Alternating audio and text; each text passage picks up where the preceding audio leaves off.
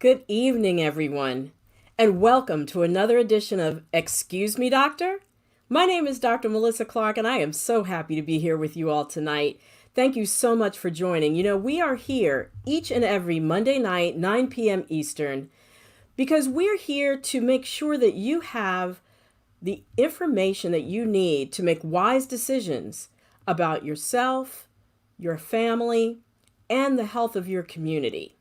We're here to empower you, and it's the only way to get empowered is to make sure that you're not using speculation or misinformation to make those decisions, but you're using science and facts. And so we're here to make sure that you have that necessary amount of science and facts to make wise health decisions. So thank you to all my followers on Facebook and YouTube. If you are new to the show, please remember to hit subscribe if you're on YouTube and follow if you're on Facebook. Thanks so much. So tonight's show, what we're going to talk about. The president claims he is recovered from COVID-19. And that's while 41 people in his circle have also tested positive, and who knows how many other people that they have infected. And even with all those people, only 2 individuals got hospitalized, him and Christie, and they're both released from the hospital. So there are a bunch of questions around that. And is COVID as bad as it seems if indeed those people got released from the hospital already? We're going to talk about that because I'm sure you have a lot of questions, and I am more than happy to listen to your questions, comments, theories. So start typing them in now. We're going to get to them very shortly. We have our 2 wonderful co-producers who are going to join us again tonight to collect those questions and present them online, and we're going to have a fantastic discussion, so please be a part of it. And now, while you're getting all that together, we are going to go into our weekly recap. And every week, we always start with the numbers. So, this week, what are the numbers looking like? Well, we have passed, we were at 7.9 million cases yesterday and counting. And so today we've actually passed that 8 million case threshold, unfortunately. And it looks like, we were at a place a few weeks ago where we were having about 30,000 plus new cases a day. That's the lowest that we've ever gotten to. Well, now we're on the upswing, and we are at 51,000 cases on average per day. That's a 12% increase, and we're going into the wintertime. That's not where we want to be at this critical junction 6 months into the pandemic. Over 30 states are now reporting upswings. Wisconsin is now seemingly ground zero. They're having to set up tents outside of hospitals because the hospitalization rate is growing. Hospitals are overflowing there. It all seems to have started when college students came back to many of the Wisconsin schools, and that seems to have fueled the number of cases there. And so we're now also at a milestone of 219,000 deaths, unfortunately, from COVID-19. The only silver lining to that is that it seems like the number of deaths are going down. And we know that deaths lag behind cases. So we don't know if that's going to stay like that. We're hoping so, but it's unlikely since we're seeing the cases on the upswing. But it looks like deaths are down about 5% overall from a few weeks ago. And then I always like to make sure that I mention how many people have recovered. And it looks like that we're around 5 million people who've recovered from COVID-19. So that's always wonderful to keep in mind. So the next part of the recap is vaccine development. So, the FDA stepped up to the plate. They have now said that they are going to have stricter requirements for issuing an emergency use authorization or any kind of authorization for any of the vaccines being developed. We know that there are 4 vaccines being developed, and there's one that's starting in phase 3 right now. Or I should say 4 that have gotten to phase 3, which is, the big test where we see whether it's safe and whether it works. But interestingly enough, the White House tried to block those stricter guidelines. They lost, but they tried. And the president's trying to say that it's a conspiracy against his reelection, that these stricter guidelines are in place. And then, of course, Senator Harris in the vice presidential debate, I'm not sure if it was before or after the fly landed, but anyway, she said that I would not trust the word of public health experts. I would trust the word of public health experts and scientists if they told me to take the vaccine, but not if Donald Trump told me to take the vaccine. And she got criticized for that. But, she, as allegedly undermining the process of vaccine development. But in reality, a lot of people feel that way. She reflects really what I think a great majority of the country feels. And she really is calling out the undermining of the development process by the doing things like trying to block these stricter FDA guidelines around approval of the vaccine, and really making this into an issue of reelection when it's really not. It's really purely about the science and doing good science. Because if people don't trust the vaccine when it comes out, you've sunk millions of dollars into the development of something that nobody will take. So make sure that the science is accurate and believable, so that people have confidence in anything that gets developed. And then the next thing is talking about stopping COVID before it gets bad. So, we heard a lot about drugs that the president took, the monoclonal antibodies, the remdesivir and the dexamethasone. Well, only one of those, and that's the monoclonal antibodies, were designed to be given to somebody before they get hospitalized. So there's like this whole push now to develop drugs to give to people before they get sick enough to require hospitalization, which is a really good move. However, those drugs are still in clinical testing. I want to just tell you about a couple of them. One is called Kamistat.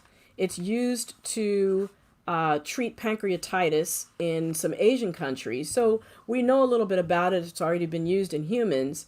It is expected to actually help to stop the virus from entering our cells. So that's really important if it can indeed do that. Again, it's being tested. And then two other candidates, which are supposed to stop the virus from using our cells to reproduce, to do mass reproduction of itself and have a lot of little baby viruses running around our body. So those two drugs they work similar to remdesivir. But the thing about remdesivir is it's given IV, so you can't give it as an outpatient. So these two are designed to be given within 72 hours of a positive COVID test, which would be really important. You wouldn't even have to have symptoms to take it. Probably they would give it to people who are in those high-risk categories. So those are three drugs to kind of keep an eye on coming down the pike. Of note, the president tried to say when the vaccine got blocked that he was going to have a cure by the election. So we're trying to make sure and be vigilant that no undue pressure is put on the FDA to approve any of these experimental drugs, including Regeneron's drug with the monoclonal antibodies, inappropriately before the election. Now, the next thing is Fauci denies the endorsement. So what's Dr. Fauci been up to? Well, he's been up to saying that a March quote from him on Fox News that said that he couldn't imagine that anybody could be doing more, that quote was used in a Trump ad to make it seem like he was endorsing Trump and his handling of the COVID pandemic. And he's saying, no, I was actually talking about myself, because I have been doing this ceaselessly, 72 hours a day, seemingly. I'm paraphrasing. But he's saying that he and the rest of the government that had an all hands on deck approach to this are really the ones where he can't imagine that anybody else has been working harder on this, or anybody could be doing more. He wasn't talking about Trump. And let's be clear, the White House has subverted a lot of his efforts, the CDC's efforts, and other people who've been trying to really put public health measures in place to fight this pandemic. And that's why we have inadequate PPE, we have inadequate testing, there are reporting errors that have been found in certain states like Georgia and Florida that early on tried to suppress their coronavirus numbers. We have 219,000 souls who were lost to COVID-19 and still no national plan to fight this as we get ready to go into the wintertime. And then the final thing I wanted to talk about is our men. Men. It turns out that there are two pieces of news today that were kind of disturbing around men's health, and I really wanted to bring to your attention. First of all, the Cleveland Clinic has done this survey and found that 77% of men are saying that their stress levels have increased, no surprise, during this pandemic. 59% say they feel isolated and that their emotional and mental health has declined as a result of the pandemic. And so since many men avoid seeking treatment for their physical health and mental health conditions, I wanted to specifically highlight this information and really encourage men to go to your support system, whoever your buddies are, whoever your faith community is, whoever it is that you feel comfortable talking to, because talk therapy works. And if you don't have that, don't hesitate to reach out to mental health counselors. It's important to know that the Boris Henson Foundation, which was founded by Taraji P. Henson to honor her dad, they have been offering 5 free counseling sessions for anybody who's African American affected by the pandemic. They actually cut that off in September, but they extended it only for African American men over the ages of 18. It's first come, first serve.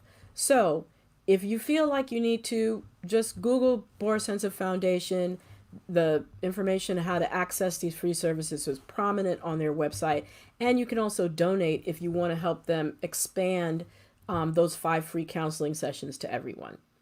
The other piece of news I wanted to mention around men is that it turns out we know that obesity is an independent risk factor for severe outcomes from COVID-19. It appears to be, even if you don't have diabetes, even if you don't have heart disease, because fat is active in being able to promote inflammation in your body. Well, for men, it seems that obesity makes them fare worse than for women. Women, it doesn't seem to really affect. But men who are obese appear to be at a higher risk for severe outcomes from COVID-19. So I wanted to highlight those things around men's health and encourage men to really focus on their health. All right, so that's it for our weekly recap. And now we are going to move into our weekly debunk.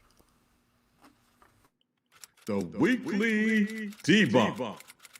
Stopping misinformation in its tracks. I heard the doctor giving updates about the president isn't even a medical doctor. He's a DO. He didn't even go to medical school. Excuse me, doctor, is this true? Yes, that is absolutely true. He is a DO, or doctor of osteopathy, and he went to osteopath school. But there's actually absolutely nothing wrong with that. I am an MD, an allopath. I went to medical school, and our curriculums are actually identical, except for one thing. Osteo means bone, and so they learn about manipulation of bones and manipulation of the spinal cord, very similar to chiropractic. So you've probably been to a hospital emergency department or been admitted to the hospital, been taken care of by a DO, and you probably didn't even know because they're basically the same as MDs. The issue, though, with this particular doctor, Dr. Sean Connolly, is it's questionable about his clinical judgment and his communication skills because he's the same one who told us or lied essentially about whether the president required oxygen and whether his oxygen levels dropped. And now people really don't even believe him when he's saying that the president is immune, even though it appears that he has, issues about, results around his viral load and his testing that he's trying to put out there to reassure people that the president is immune. But even the concept of immunity is questionable, and we'll probably get into that when we get into our topic for tonight. But bottom line, the issues are with this particular physician, not with the fact that he is a DO. DOs are great doctors. They have the same training as medical doctors. And so that's it for the weekly debunk. Now we are going to move into our show. And as you know, the president is now traveling. The vice president is debating. The people who tested positive for COVID are participating in the Senate confirmation hearings for the SCOTUS nominee, taking off masks, acting like they never had COVID. So what's up with all that? We have our co-producers back tonight, and I'm so happy to welcome both of them, Mr. Wayne Bruce and Miss LILA Mays, to join me in a discussion, because they're going to be taking your questions. They have questions that they've collected during the week, and we're going to jump right into it. So welcome, Lila. Welcome, Wayne. Hey, y'all. Thanks for being here. Thank you, Dr. Clarke, for welcoming us here. I should say welcome you on screen, because you're always in the background. So Yes, I am. So I want to get this out front. If somebody sees me look away, I'm actually controlling the show and trying to bring in your questions. So continue to write your questions. I've been looking at the questions coming in. I want to thank everybody for joining us tonight. I want to thank Lila for getting out of that hot weather in LA to come in there to her studio. And we're ready, Dr. Clarke. All right. Well, hit me with some questions. What do you have from the week? Okay. So, well, first, before I jump into the questions, thanks for having us back on, Dr. Mel. I want to just revisit something that you just said that I think is really, really important to the brethren who are listening. So just for the brothers, that website for the Boris Henson Foundation is Boris, BORISL, Henson, HENSON foundation.org. Talk to somebody. Get some therapy in your life, Black people. It's all right. Amen. And white people. And white people. Well, actually, too. that But this website is for the black. It's for the brothers. Right. Oh, it is. Amen. Okay. It's for the brother. Exactly. That was the whole point. Exactly. All lives matter. Black lives matter. Right, brother producer. Stay with it. Okay. All right, here's our first question. Dr. Mel, could the president really be immune to COVID-19? That's an excellent question.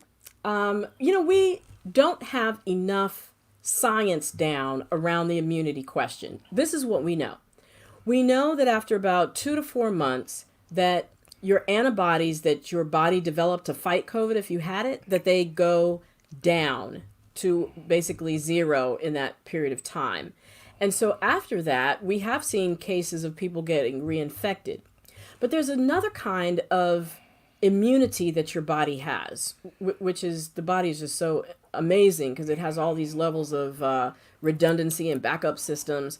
So there are these cells that if the coronavirus gets reintroduced into your body, they remember what the coronavirus looks like and they can manufacture more antibodies.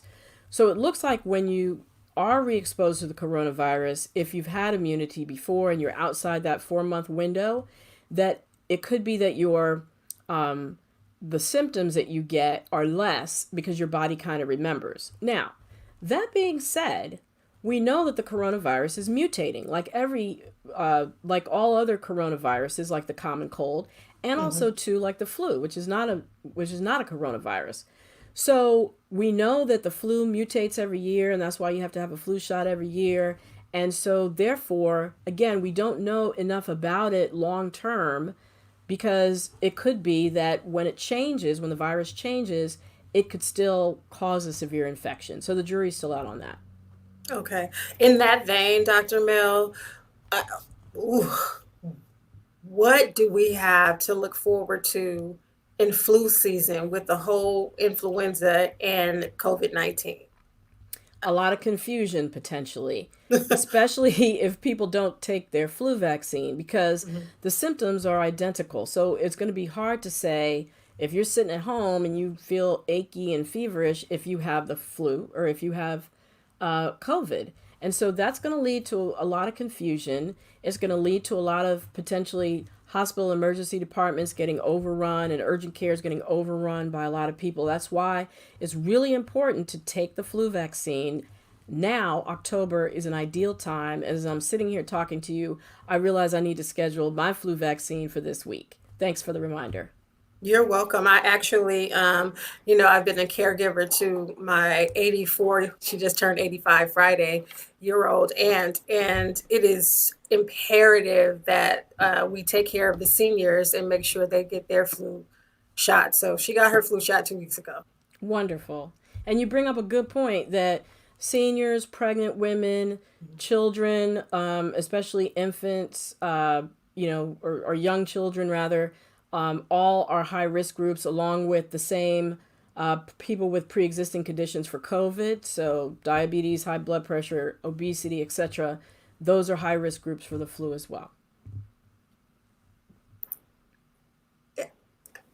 Brother Wayne. Excuse me, doctor. So keeping in that vein, we have a question from Pam Kennedy Chapman. Is it best to get the flu shot before the end of October? Yeah, that's a great question, Sarah Pam. I see you. So it is good to get it before the end of October because typically the end of October is when community spread of flu really gets going and gets underway. So you want to make sure that you have enough time for the antibodies to build up in your body before you go out and get exposed to community spread, which should be, rip-roaring by late November, December, depending what community you live in. So end of October, ideal time to get the flu shot. Okay. I have another question. Go ahead. All right. Unless you have an excuse me, doctor. No, that's coming. Okay. So, Dr. Mel, break it down for us. How is the president able to travel? How is it that he is feeling so well? How can he possibly be on this course when his diagnosis to the public was only 10 days ago? Yeah. So this is how it can happen. And even though he's in the highest risk group, people over 70 who are obese, he had top-notch medical care very early in the course of his disease. And so we don't know whether the monoclonal antibodies helped or not, but we do know that he got the highest dose of those monoclonal antibodies. We know that he got remdesivir. We know that he got dexamethasone. We know that he was hydrated well. We know that he had oxygen when he needed it. We know that he got all the things that have been shown to make a difference with COVID-19, and he got them, most importantly, early on. That's right. Different than what we've heard about Black people, especially, and Hispanic people, going to the ED with symptoms and getting sent home and basically coming back either dead or on death's door. Because the time when those medicines could have been started in them, it wasn't. They were instead sent home. And so this is what privilege looks like, right? When you have a lower threshold for receiving top-notch care. And so that's probably why he's doing as well as he's doing now and able to travel and able to get back to whatever he's been doing. And I'm sorry, Wayne, but just a follow-up is there any chance, so today the doctor came out and said that he has tested negative. Is there any chance for a relapse, if you will, like for symptoms to show up? And we know he's been on steroids. So is there a chance that his health could turn? Absolutely. Yes, okay. There is so he's out of the technical, what we consider the red zone, which is 7 to 10 days after symptoms start. So for him, that would have been yesterday, Sunday. So today is his first day out of the red zone. But certainly if he pushes himself, if he gets dehydrated, if he gets exhausted, if he gets stressed, he certainly could have a relapse and a rebound. And we haven't even talked about those long haul symptoms, right? I heard a study today that just talked about 13% of people with COVID get hearing I heard that issues, too. I heard right? that. Yes. That's We just read. that's Yes. regardless of severity. We know that people who are hospitalized with COVID have a much higher rate of long haul symptoms. So, we'll see, and we may never know because his doctors probably won't tell us if he develops any of those, but he's not out the woods. Well, Dr. Mel, I think that's important to let everybody know. And if they go back through the archives of Excuse Me, Doctor, we have a great show with survivors of COVID-19. And I think we're planning a follow-up show with those survivors and others so we can get an idea of what's going on in their life now and why they need and just kind of follow them where they are. To that point, we have a few questions in the in the in the chat section, and one comes from Tracy Clarke, and I'm trying to pull it up. She says, "Thanks for your response." She wants to know: is it safe to participate in the trials, in the COVID-19 trials for the vaccine if you have underlying health conditions? Excellent question, Tracy. Thank you for that. It is. And so let's talk about what's safe when it comes to clinical trials. Anybody, they welcome with open arms people with pre-existing conditions because that is one of the risk groups who are going to get COVID-19 and who are definitely going to need to get the vaccine. So they want people who are older, people with pre-existing conditions, people from all life situations and economic backgrounds to participate in these trials. So when you say safe, you should know that in any clinical trial, there's risk. When you sign up for the clinical trial, they go over something called an informed consent document with you. And this is one of the things, one of the safeguards that has been instituted in clinical trials as a direct result of the Tuskegee horrendous experiments. So this informed consent document is in lay language that everybody can understand. They go over with you to explain the entire trial to you and all the risks and potential benefits that you might have from participating. So, yes, if you have pre-existing conditions, you will be welcomed with open arms. Fantastic. We have another question, Dr. Mel. This question comes from my Angie Heron. I got a flu shot last November. I'm a high-risk person and have been hospitalized with fluid on the lungs, diabetes, and obese. Would I be able to get my flu shot earlier? So, hi, Angie Herring. That's a beautiful smile you have, and I'm glad that you've come through all those illnesses. You can get your flu shot right now, as a matter of fact. They start giving out flu shots in September. I don't typically recommend getting it in September because you want the immunity that gets built up to last you all the way through flu season, which in some places can last until the late spring. And so you don't want to get it too early, but like I said, October is kind of the best time to get it. And best of health to you.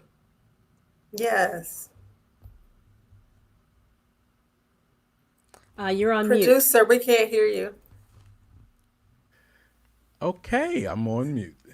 So I'm operating all this stuff at present. But I want to talk to the obesity factor with COVID.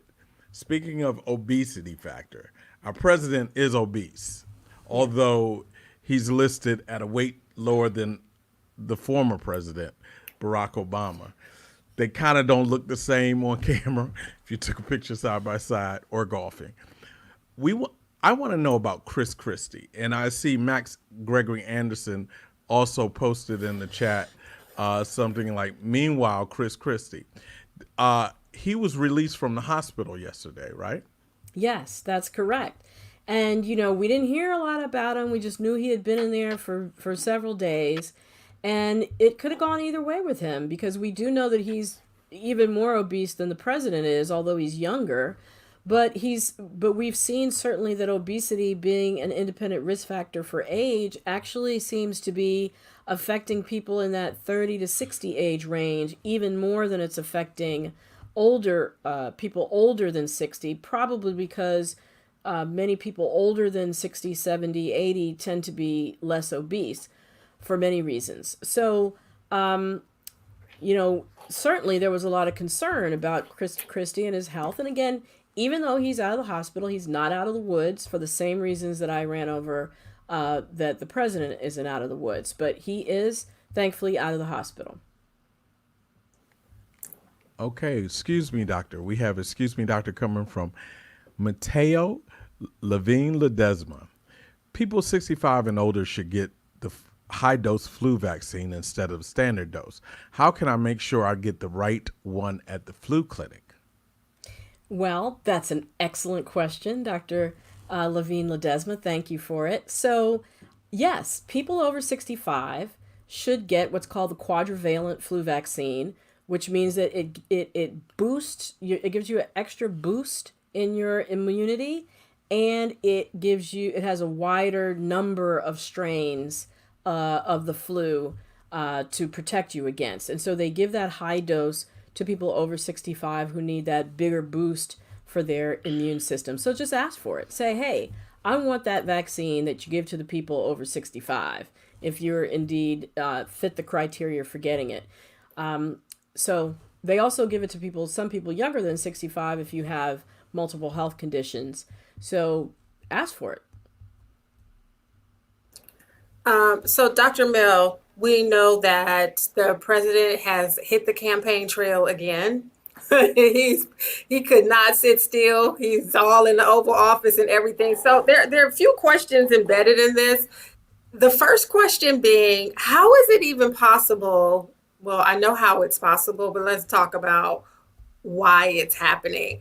That he is allowed and able to move about the cabin before this 14-day quarantine, whether they're in the antibodies show up or not. He's immune, he's cured, all of that. We have been told all along hard 14-day quarantine. He's been moving about. He left the hospital after 3 days. He did, he spoke on the balcony. He's moved. They were in the Oval Office 2 days after that. I mean, go ahead, Dr. Mill, because I have some follow-ups to that. Okay, so Okay, so the 14 days. Let's be clear on that. Okay. The actual quarantine time is 10 days after your symptoms start, or 14 days if you don't have symptoms. Okay. That's so that's huge. So 10 days, like I said, his 10 days expired yesterday. Mm-hmm. So technically that's why he was able to travel today. Is it wise that he traveled today? No. But technically another steroid decision. Right. Technically he was able to travel today. Okay. And then I can't remember the other thing that you mentioned. So he's not the only one who's running around. I think Congressman Lee.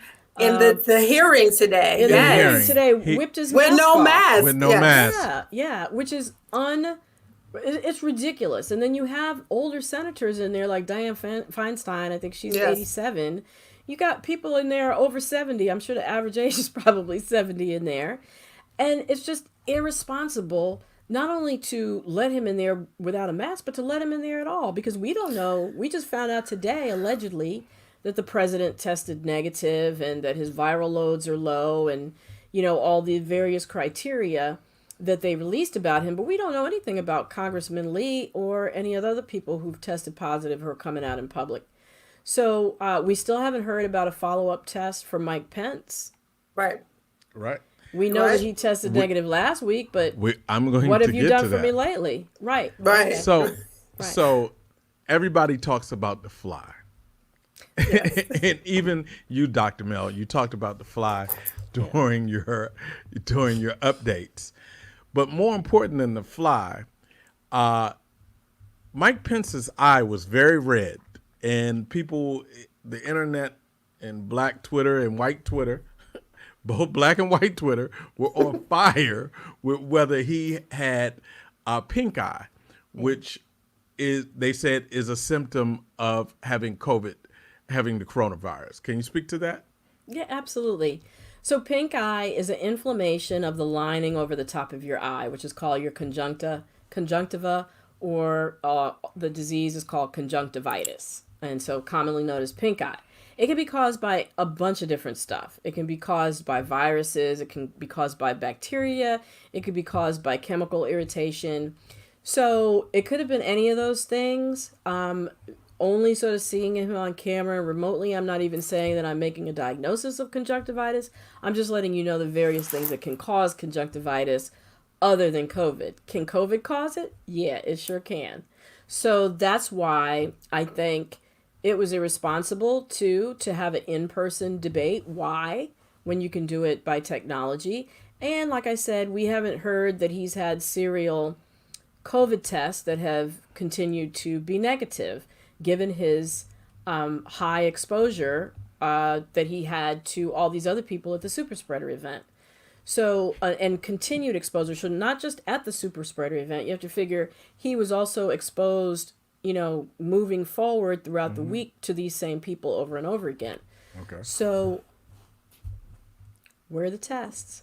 Yeah, where are the tests? And speaking of tests, I think it's really important, Dr. Mel, for us to get into the different kinds of tests, because these doctors alluded to the president having not symptom. Well, they said he didn't have any more symptoms, but they also said they couldn't find any virus in his body. But they never, so until today, the letter that came out today, I hadn't seen anything about the PCR test. So can we talk about these different tests, and specifically what the PCR test and why that's the reliable test?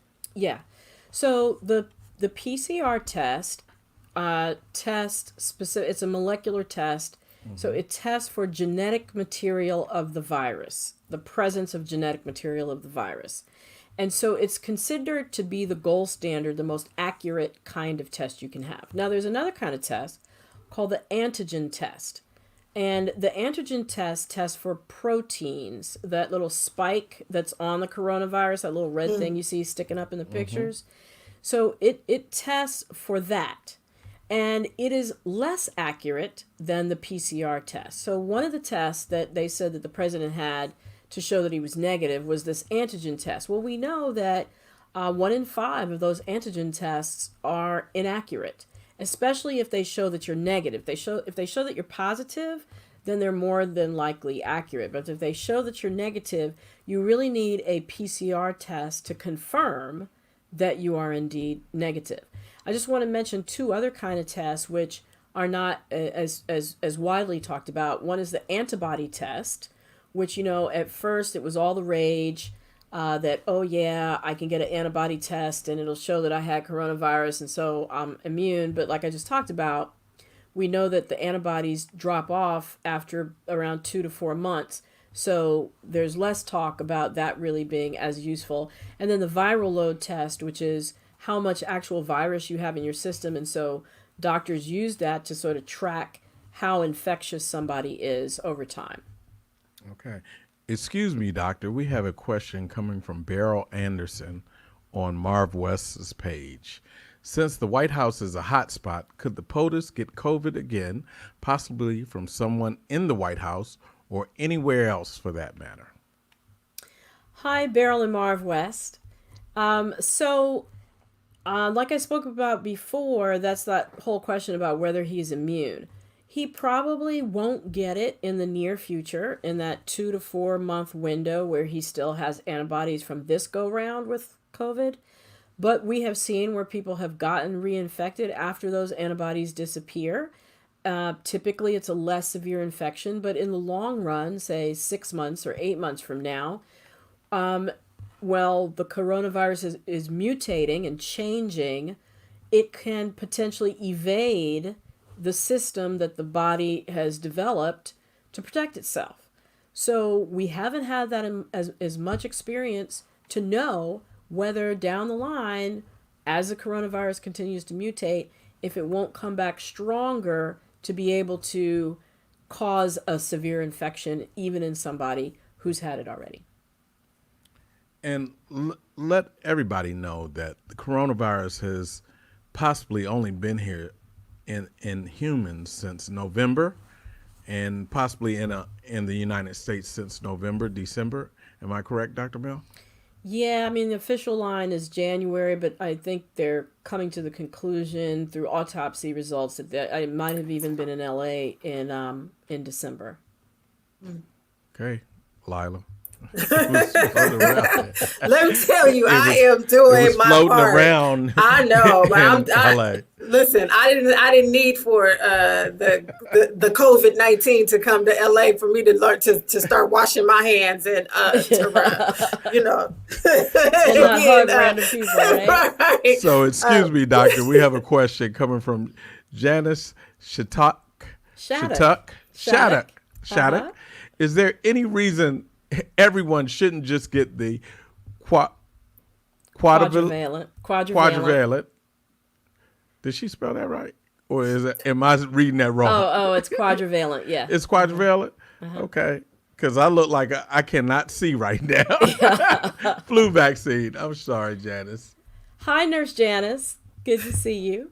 So, only from a supply standpoint, number one, there's not enough of the supply to be given to everyone. And then, as I mentioned, certain vaccines have that extra immune boosting capability that's really meant for people whose immune systems are dysfunctional, such as older people or less potent. So, again, not everybody needs that extra boost. There are a variety of different flu vaccines, and it's best to talk with your doctor about what the best one is for you or your child. Okay, so while we're talking about vaccines, I just want us to be very clear, and we have been, but a lot of people, Eric Trump included, continue to confuse therapeutics with vaccines. Yes. They ain't the same thing. No, okay? It's not. It's not. So, can we talk about that, Dr. Bell? Yeah, please, Dr. sure. Bell, help us out. Help Eric out. Eric needs your help. So a vaccine is a type of intervention that is meant to boost the body's native ability to fight infections by turning on the production of antibodies. It's like a dress rehearsal, so that if your body is later exposed to the germ, the virus, bacteria, whatever it is that you're being vaccinated against, that your body will be ready and all the troops will be, on high alert to be able to address it. Versus a treatment or a medication is like the antibodies that are given. It's when your body, when you are being, those antibodies are not being made by your body. Somebody's giving you the antibodies to kind of give you a head start because your body has not had time to build an immune response. So that's the whole theory behind those monoclonal antibodies, the Regeneron company's drug. Eli Lilly has the same thing. So that's kind of the difference between the two. And then, of course, we have other medicines, as we've talked about, the remdesivir and the dexamethasone, which are also therapeutics as well. So you're telling me the Regeneron drug therapeutic gave them a head start on creating antibodies, right? Not on creating antibodies. It's actually giving you the antibodies. So your body doesn't have to create them. So, right, exactly. Yeah. So he actually was given antibodies, like he was given money by, I don't want to be political on the show, so I'm going to go to the next question. We can be political. The doctor cannot. The doctor can't. The producers can't. Look, so he was given money to start his business, not $1 million, like $400 million, and antibodies to begin to help him beat COVID. Well, correct. But I want to be clear, though, that it's an experimental drug. They've only had 106 people say that it helped them. That is a drop in the drop in the drop in the bucket of the number of people that you really need with such an intervention to prove that it is effective. And so there's just not enough data yet to be able to say that this is effective. They've had this high profile patient. People are probably going to be asking, hey, can I get that antibody cocktail? But the jury is out. It's not ready for prime time. There's still a lot more work to be done. And all we have is a press release. We don't even from the company exactly to say that the number of people that they've tested and the results they've allegedly gotten. We don't have really the peer-reviewed scientific article, which is really what doctors and scientists go by to say that something really works. It's a press release. Right. So don't worry about going to ask your doctor for it, because they're not going to give it to you. It's not available. It's not ready. Okay, we have an excuse me, doctor. And this comes from Ellen Claire Lamb. I see that case numbers are rising in Virginia, but hospitalizations are flat or even declining a little.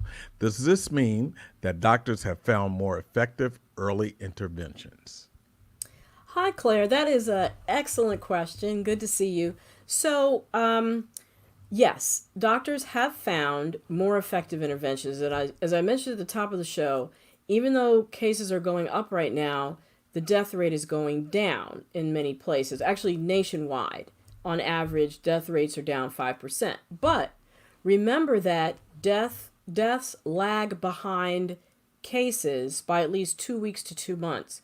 So as we have the uptick in cases right now, 12% increase in the last couple of weeks on average, we're going to expect to see the death rate go up, despite the fact that doctors are better than treating this than, say, 4 months or 6 months ago. Okay. All right. So we have Lisa Fitzpatrick in our chat, and she's been answering some questions. She's actually a trial participant for the vaccine, and she is encouraging all people of color and people of all different type of health conditions to participate. So we want to salute Lisa Fitzpatrick. I don't get a chance to do that. And let me also say shout out to Dr. Fitzpatrick.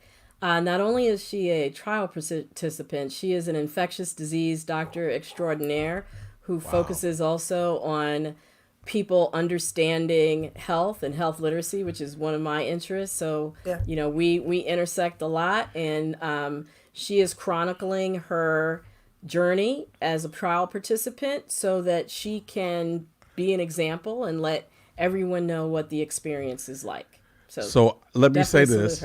Let me say this, Dr. Fitzpatrick. So when I call you as a producer to come on the show, I was thinking the same thing. You will respond with a yes. Yes. Because I shouted you out without knowing that. Exactly. And now that Dr. Mel told us that, she will give us your number. We will call definitely. you. So we have go ahead. You have a question. I want to go back to the antibodies for a second. So the Regeneron is that they're different antibodies, right? Dr. Mel, do I have that correct? Yeah, they're different antibodies. They're ones that are specific for the virus. And so monoclonal means that specific line of antibodies that were taken from someone and reproduced, right? On a mass level.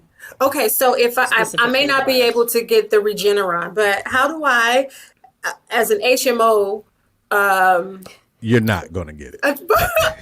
Let's talk about it because I think it's important.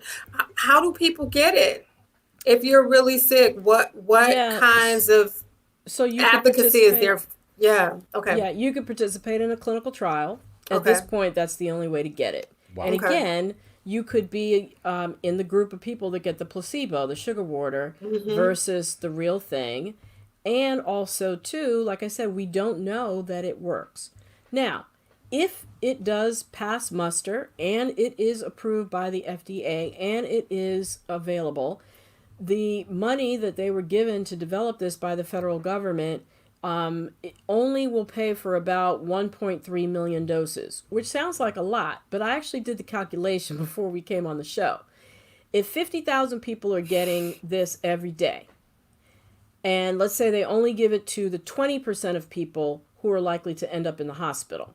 Those 1.3 million doses will only last for 4 months. So those are the doses that are to be given free to people who qualify. So after 4 months, they may start charging for it. It's going to be a super expensive drug that the insurance companies, probably won't want to pay for it because they'll argue, well, it's super expensive and it's intended for use in patient with mild to moderate COVID. So we don't know what the cost benefit ratio is there. And so they may make you go through hoops to actually qualify to take it. So all that being said, there's a whole lot of ifs before it actually gets to you, LILA, at the HMO. Okay. Meaning you're not going to get it. You're not getting it. I didn't say that. Well, what if I have PPO? I do have PPO. So it's basically you have to be the president of the United States. Right. You're not on the ballot, and you have to not believe that the virus. You have to believe the virus was a hoax, which we don't believe. Which I want to shout out Sonia Ross, who asked a question last week about did the president get it via compassionate use? My answer at the time was we don't know, and compassionate use generally means that somebody is on death's door and there are no other alternatives. So I doubt that he got it under compassionate use because by definition it's given to people with mild to moderate disease, so you wouldn't be on death's door, right? Well, it turns out she was right. He did get it under compassionate use exemption, which brings into question a lot of ethical issues as to how would you qualify for a drug under compassionate use when you're not on death's door.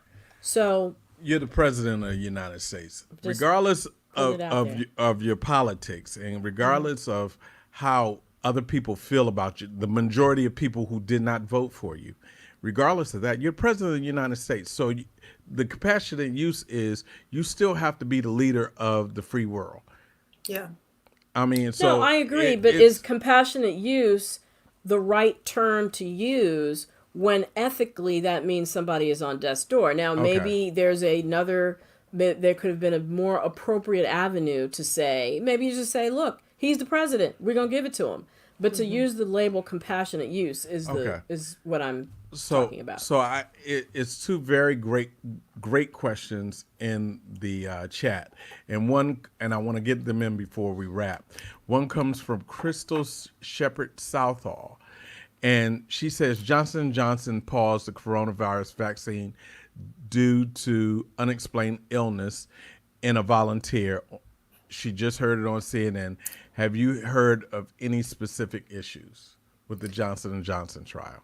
Great question, Crystal. And no, I haven't, because I've been on air with you all. So no, I had not heard that breaking news, but I certainly will look into it. As you know, the same thing happened in the AstraZeneca trial. It turned out that the person in that particular trial had something called transverse myelitis, which is an inflammation of the spinal cord that can result in paralysis. Apparently that person, they were hospitalized, they recovered, they were released, but the AstraZeneca trial restarted in the UK where it originated. I don't think that it has yet restarted here. So we'll keep a close eye on that Johnson & Johnson situation. Excuse me, doctor. We have another question coming from Trina Williams. Do you think the vaccine for COVID-19 will be made mandatory for school-age students? Trina, that's an excellent question. I don't know. It's a possibility given that we have other mandatory vaccines for children to attend school. I think it's going to be such a political hot button issue that I kind of doubt it, but we certainly have precedent, so we'll just have to take a look and keep a close eye on that. Okay, we have another question coming in from C. Renee Tucker. I stopped getting flu shots years ago. I don't even vaccinate my dogs. The flu shot will not protect me from COVID, correct? Do you have any advice or information that may convince me to trust flu shots and future COVID vaccines? I don't trust this administration. Okay, so first of all, the flu shot will not protect you from COVID. Secondly, the doubt that has been sown in the minds of many, including many in the African American community, around the flu vaccine comes from a concerted effort on social media through Russian bots and trolls to plant disinformation about vaccines in general. Remember, vaccines are what has protected us from polio, from smallpox, from pertussis, from diphtheria, from the measles, eradicated smallpox on the planet. So, in general, vaccines do more positive and are more beneficial than they do harm. Is there a chance for side effects? Yes, from anything you put in your body, including food, there is a risk of side effects. But overall, the flu prevents people from getting hospitalized at a much, much higher rate than if we didn't have the flu vaccine. That being said, a lot of the same misinformation machine that has been turned on about the flu has been turned on about COVID and about the COVID vaccine. And yes, there are a couple of huge factors. There's the history of us as African Americans being abused by the medical research establishment, and we know about the Tuskegee experiments and more. And then there's the current crisis in faith in this government led by Donald Trump with titles like Operation Warp Speed. So I get all that. However, we're dying of COVID-19. We, meaning African Americans, at a disproportionate rate. So unless we do something specific, like take a safe and effective vaccine when it comes out, we're going to continue to die. Should you trust taking the COVID vaccine today? No, because the trials aren't complete. But when they are complete, there are organizations like the National Medical Association, like the Black Coalition Against COVID-19, like the 4 Black HBCUs, which medical schools, which are conducting trials of their own, like myself, like Dr. Lisa Fitzpatrick, who are going to be looking over that data when it comes out very closely with a fine-tooth comb and making recommendations to the African American community about whether we think that it's safe and effective, whether we're going to take it ourselves. So I hope that you will have an open mind and that you'll listen to the experts, because that's what we're here for. We can't let our past trauma, hold us back from enjoying the benefits of the future and the present and a healthy life moving forward. Well, all right, Dr. Mill. Dr. Mill, I think there's nothing else the producers need to say for this show. I would like to say it's been really fun to be on camera. I might have to get my own show.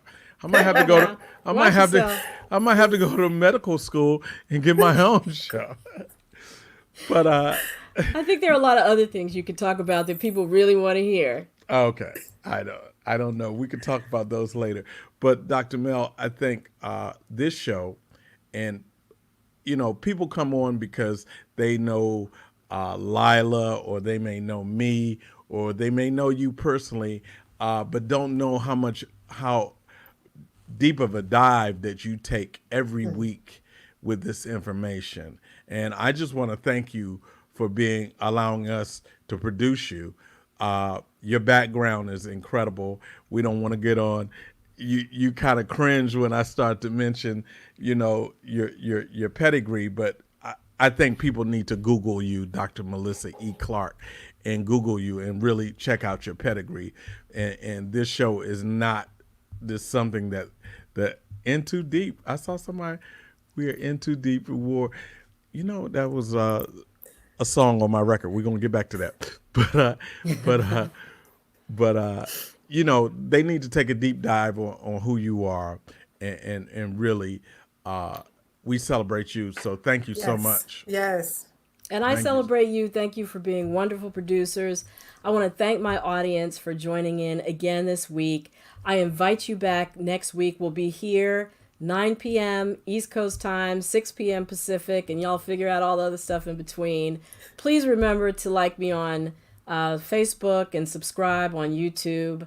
And until I see you again, remember, Hold on. Before we do that, can we plug next week's show? Because next week's show is really special. Oh, yeah. Really special. And we want to get it out. We want everybody to return next week's show.